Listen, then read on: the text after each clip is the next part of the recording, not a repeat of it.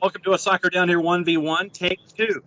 That's inside baseball talk. Those of you who know what that is. It's amazing what happens when you don't hit a record button or it doesn't. Nothing like doing a 1v1 and not having it record because of mental error. What is it, a code 404, Chris? Is that what it is? You're above my pay grade on that. What's the error code on doing something when it doesn't show up? I think it's an error 404, human error or whatever. Sure, sounds right. Time for an SDH 1v1 where we catch up with Chris Ashley, YTSS the podcast, GVLsoccer.com.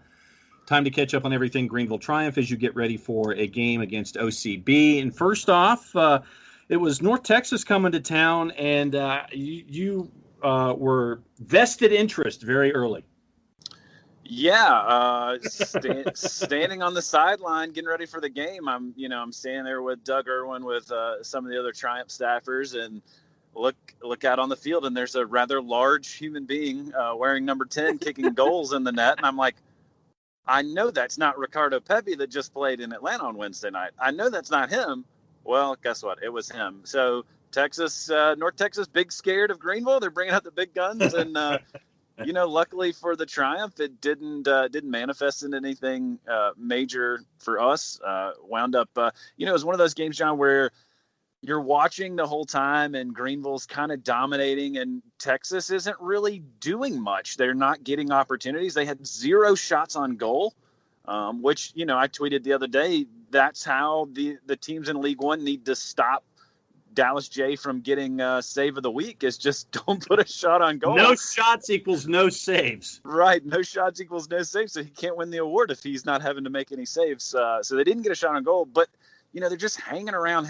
And I was telling some folks around halftime and partway into the second half, I just know this is going to be one of those matches where North Texas is going to get some stupid goal in stoppage time and take all 3 points. But in fact, that doesn't happen. And it's, last year that might have been something that happened. This year, Greenville is a team that they score goals late, and if they have an opportunity to get a win, they're gonna work and knock it out. And so Jake Keegan finds that opportunity in the box. It's it's not a highlight reel goal, but it's a goal that wins it. And for me, that goes on the highlight tape. So yeah, a great 3 points for this team to just move them closer to securing their spot in the League One final. All right. So what's the numbers now? Yeah, so Greenville currently, the magic number to secure a spot in the final is 5 points. The magic number to lock down hosting a final is 11. That's a bigger, little steep number, 11 out of 12 points they got to get. But that's just because Richmond is right there on their heels. Richmond has to win out, essentially. And so Greenville, that could change basically we just got to keep pace with Richmond, and we're in good shape. But the scenario to clinch this weekend, which does exist, if Greenville wins on Friday night against Orlando City B at home, which they should do, then basically all that has to happen is Madison has to drop points. If Madison drops points, Greenville wins, they're in, though, because they'll be at 31, and Omaha, yes, can still get to 31, but the first tiebreaker is wins. And with this win, that would put them above the number of wins that Omaha could match, because that's why we call them Union Oma draw around here. They get draws, not wins, and when wins is the first tiebreaker, that's a problem for them. So Greenville just needs to take care of business on Friday night. Then you can cheer loudly against the Flamingos, which we love doing here, John. This is the no Mingo zone. Yes, no Mingo zone for you. Let's take a peek at the table and see how things stand from top to bottom as we head into the weekend.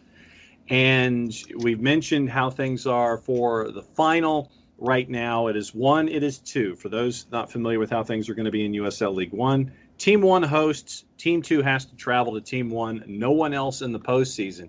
So when you look at how things stand, OCB currently at the bottom of the table, and we'll get into OCB in just a sec, because their mission is different than other teams that we see either in USL Championship or in USL League One. And then you end up with the gaggle of folks really that are kind of congregating just below the playoff bar. Union Oma draw at 19, Richmond is at 20, Chattanooga is at 18. You've got Forward Madison, FC Tucson, Fort Lauderdale CF, they're all at 14 right now. There's a an 8-goal difference in goal difference. Forward Madison's played 10. Tucson and Lauderdale have played 12. South Georgia Tormentas at 13 points with 11 matches played. 5 to go also for the Revs. New 2 is at 11 points. North Texas has played 10. They're at 11. And OCB is at 6. They have only gotten 2 points in their last 5 matches. And Chris, you and I were talking the first time that I tried to do this. And we were talking about OCB, and their mission is a little different right now at 1-6-3. Yeah, I mean, and this was the case with them last season too. If you follow OCB at all, you look at their Twitter, you look at what they're trying to do as a team. They're basically doing the minimum to exist as a team in the league in terms of publicity and trying to get fans to their games.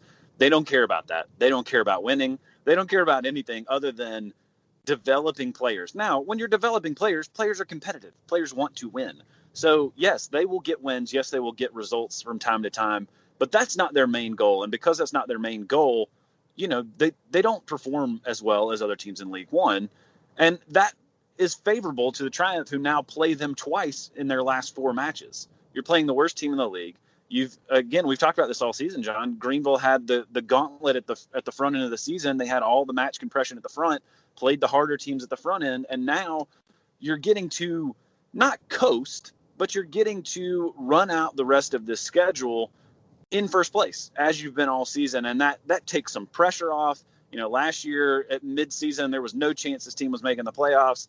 They basically had to go on a full-on sprint and get as many points as possible to even make it into the playoffs. And you saw last year the home finale against OCB, they'd secured their spot in the playoff. So they kind of take a breath. They have a chance to lock in a home playoff match. And because they've been on that sprint, they have a weird result where Orlando comes out and just kind of punches you in the mouth. I don't think that's going to happen this time, because this team there's not that pressure. There's not that need to get every point, and there's not been this sprint. They've been able to just be a really, really good team and a really solid team. And the chemistry's there. These guys love each other. They get along. There just is this difference about the 2020 team from the 2019 team where I don't have any fear of these guys not making the final. And honestly, I feel really good about our chance to host, because I think this team is just built to do that. And Coach Harks gets a lot of credit for putting together a team that can do that, and for trying to keep the continuity from year to year in that respect as well.